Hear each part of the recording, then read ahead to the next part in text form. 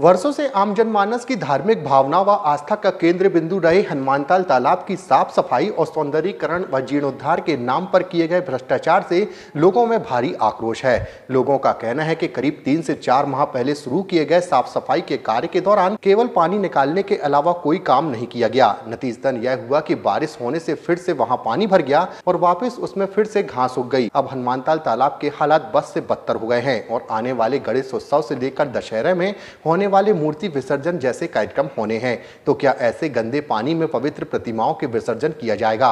जिसके चलते पूर्व विधायक विनय सक्सेना ने आर्थिक अन्वेषण ब्यूरो को एक शिकायत पत्र सौंपकर मांग की है हनुमानताल तालाब के साफ सफाई व जीर्णोद्धार के कार्य में किए गए भ्रष्टाचार की उच्च स्तरीय जांच की जाए। पूर्व विधायक ने ईओडब्ल्यू के एसपी अनिल विश्वकर्मा को शिकायती पत्र सौंपा है। विनय सक्सेना ने कहा कि करोड़ों रुपए खर्च करने के बाद तालाब में 4 चांद तो नहीं लग, पर गर्मी भर तालाब में मशीनों से काम होता दिखाई नहीं दिया। सिर्फ नाम के लिए मशीनें वहां खड़ी रहीं। मशीनों से अगर सिल्ट निकाली गई तो उसे कहां डाला गया, नगर निगम यही बता दे। हनुमानताल में जो आज हालात है, दुर्दशा है, उसका जिम्मेदार कौन? जीर्णोद्धार हुआ है या बंटाधार हुआ है? जो हालात है हनुमानताल के, जब काम की शुरुआत हुई थी तब भी हम लोग को आशंका थी, लेकिन हम लोग इसको इसलिए नहीं कह रहे थे कि जबलपुर के हित में संस्कार धानी का एक धार्मिक आस्था का जो एक केंद्र बिंदु है वहां पे कोई राजनीति ना हो।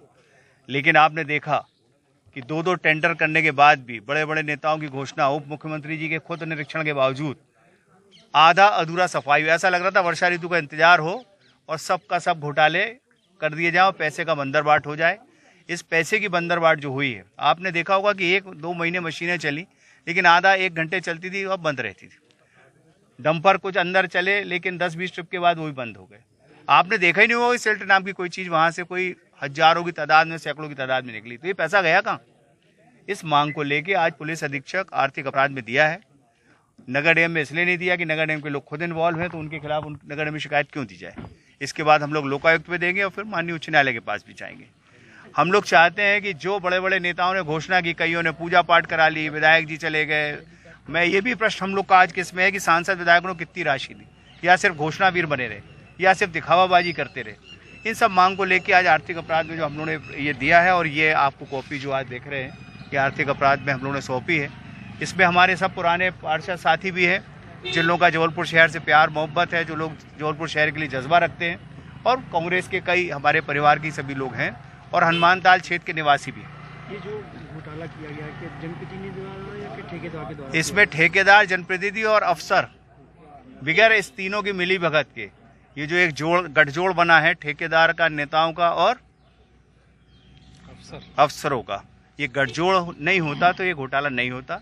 एक टेंडर हुआ पहले 1 करोड़ का, फिर उसके बाद 50 लाख का, 60 लाख का हुआ। उसके बाद कई अन्य छोटे छोटे टेंडर भी 2-2 लाख के किए गए।